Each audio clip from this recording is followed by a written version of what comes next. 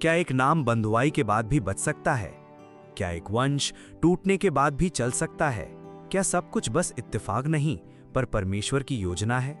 देखो, क्या बचता है और क्या खो जाता है। दाऊद के पुत्र हेब्रोन में दाऊद के ये पुत्र पैदा हुए। पहलौठा अम्नोन, दूसरा दानियल, तीसरा अबशलोम। ये 6 हेब्रोन में उससे पैदा हुए, जहां उसने 7 वर्ष और 6 महीने राज्य किया। यरूशलेम में वंश बढ़ता है। यरूशलेम में उससे ये पैदा हुए: शिमिया, शोबाब, नाथन और सुलेमान। ये सब दाऊद के पुत्र थे, रखेलों के पुत्रों को छोड़कर, और तामर उनकी बहन थी। सुलेमान का राजवंश। सुलेमान का पुत्र रिहोबाम हुआ, उसका पुत्र अभिया, उसका पुत्र आसा, उसका पुत्र यहोशाफत। पीढ़ी दर पीढ़ी यहूदा के राजा खड़े रहे। हिजकिय्याह से योशिय्याह तक वंश चलता रहा। योशिय्याह के पुत्र और बंधुआई।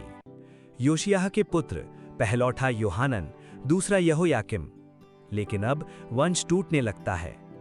यहोयाकिम के वंशज: यकोन्य उसका पुत्र, सिदकिय्याह उसका पुत्र। बंधुआई करीब है।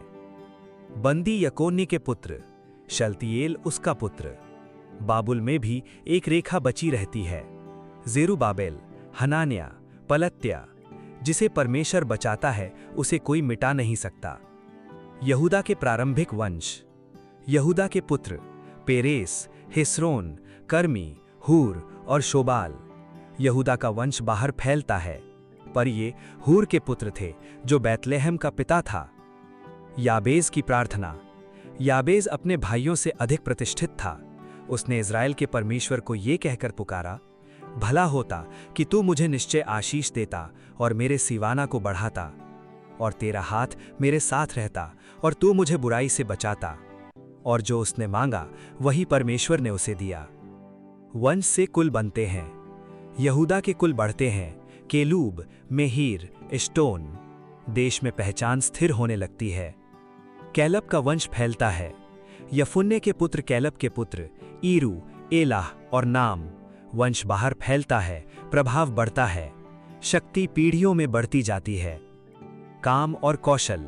शेलाह के पुत्र बारीक सन के कपड़े बनाने वालों के कुल। वे कुम्हार थे और नेताइम के निवासी थे। वे वहां राजा के काम के लिए रहते थे। शिमियों के पुत्र नेमुएल, यामिन, यारीब, जेराह और शाउल। शिमी के 16 पुत्र और 6 बेटियां थीं। हर नाम गिना गया है। स्थानों के नाम। वे बेरशेबा, मोलदाह और हसार शाउल में रहते थे। दाऊद के राज्य तक ये उन्हीं के नगर रहे। लोगों को अपनी जगह मिल गई। विस्तार होता है। यहूदा के राजा हिजकिय्याह के दिनों में उन्होंने डेरों को नष्ट किया। वे उनकी जगह बस गए, क्योंकि वहां भेड़ बकरियों के लिए चरागाह थी। उन्होंने बचे हुए अमालेकियों को मार डाला और आज तक वहीं बसे हैं। रूबेन अधिकार खोता है। इज़राइल का पहलौठा रूबेन। उसने अपने पिता के बिछौने को अशुद्ध किया, इसलिए उसका पहलौठे का अधिकार यूसुफ के पुत्रों को दिया गया। यद्यपि यहूदा प्रबल हुआ, पर पहलौठे का अधिकार यूसुफ ही का रहा। रूबेन का वंश रहता है। योएल के पुत्र शेमाया उसका पुत्र, गोग उसका पुत्र। वे आरोएर से लेकर नेबो और बाल मेयोन तक बसे थे। गिलियाद के देश में उनकी बहुत वृद्धि हुई। गाद अपनी भूमि में। गाद के वंशज उनके सामने बाशान के देश में रहते थे। यहूदा के राजा योताम के दिनों में इन सब की वंशावली लिखी गई। युद्ध में विजय। उन्होंने युद्ध किया और युद्ध में उन्होंने परमेश्वर की दुहाई दी। उसने उनकी विनती सुन ली, क्योंकि उन्होंने उस पर भरोसा रखा था, क्योंकि वह युद्ध परमेश्वर की ओर से था। आधा मनस्से बचता है। मनस्से के आधे कबीले के लोग उस देश में रहते थे। वे बहुत बड़े थे। वे शूरवीर और नामी पुरुष थे। विश्वासघात से बंध हुआई, पर उन्होंने अपने पुरखों के परमेश्वर से विश्वासघात किया। वे उस देश के लोगों के देवताओं के पीछे हो लिए।